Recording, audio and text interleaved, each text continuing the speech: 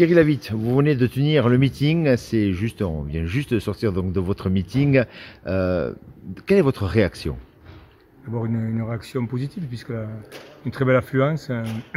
150 personnes étaient venues assister à cette réunion publique qui clôturait notre campagne.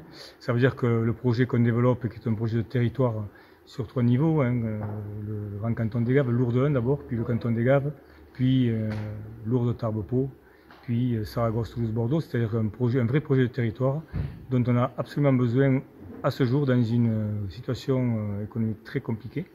Mais donc un bras de levier qu'il nous faut absolument, c'est-à-dire la présence au conseil départemental, en sachant que c'est quand même 413 millions d'euros de dépenses. Donc ça veut dire que demain, les projets qu'on doit monter sur Lourdes et le pays des Gaves, ils seront en corrélation avec la région, le département, l'agglomération et l'État. Pour ceux qui ne comprendraient pas bien le département, tout ça, qu'est-ce que vous pouvez leur dire pour les convaincre à voter pour vous dimanche, l'importance que le maire de Lourdes doit siéger au conseil départemental? C'est un bras de levier supplémentaire, c'est une action reconnue sur plusieurs niveaux, les compétences obligatoires, mais je ne vais pas rentrer dans les détails. Et c'est surtout avoir une forme de muscle supplémentaire pour pouvoir porter des projets dans le cadre de la relance, en complémentarité, je le répète encore, avec la région, avec l'agglo et l'État, donc plus le département, c'est être dans une assemblée délibérante où on peut agir plus fortement et participer de la relance de notre ville et du territoire. Je crois que beaucoup de personnes n'imaginent pas que lorsqu'un projet voit le jour, il y a des cofinanceurs. La mairie ne finance pas tout à 100%. Et au contraire, il faut, plus on a des co-emprunteurs, des gens qui viennent aider, des cofinanceurs, et bien, plus la charge pour la ville de Lourdes est petite.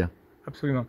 D'autant plus que la capacité d'autofinancement de la ville est très réduite. Autant l'État et la région ont contribué à verser des sommes astronomiques, mais normales, pour relever l'économie locale, mais la collectivité, elle, n'a pas eu le même rebond, donc c'est une situation très difficile pour la collectivité. De fait, le fait d'avoir des bras de levier complémentaires sur des financements croisés permet d'envisager des projets. Par exemple, tout simplement la caserne des pompiers.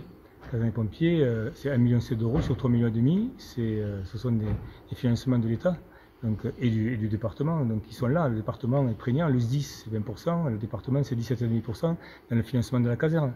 Donc la part des villes, de la ville de Lourdes et des communes du premier appel, c'est 13,5%.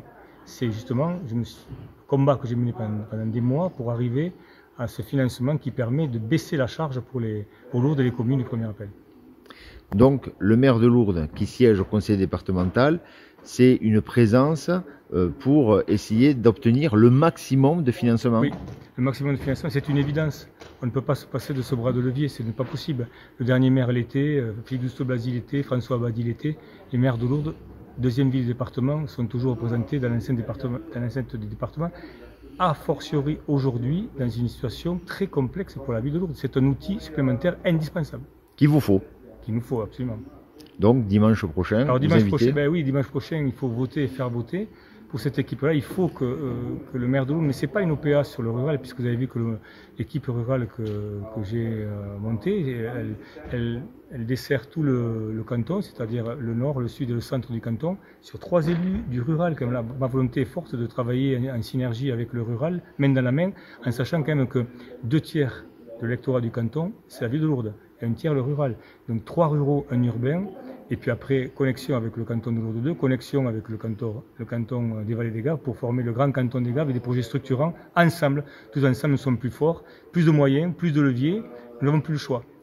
Aujourd'hui, nous sommes obligés de tous travailler et les citoyens sont aussi là comme des acteurs fondamentaux du territoire. Et demain, ils doivent voter pour une équipe, une force, pour un territoire d'équilibre. Cette équipe, elle est déterminée à porter des projets pour un territoire, un grand territoire. Voilà.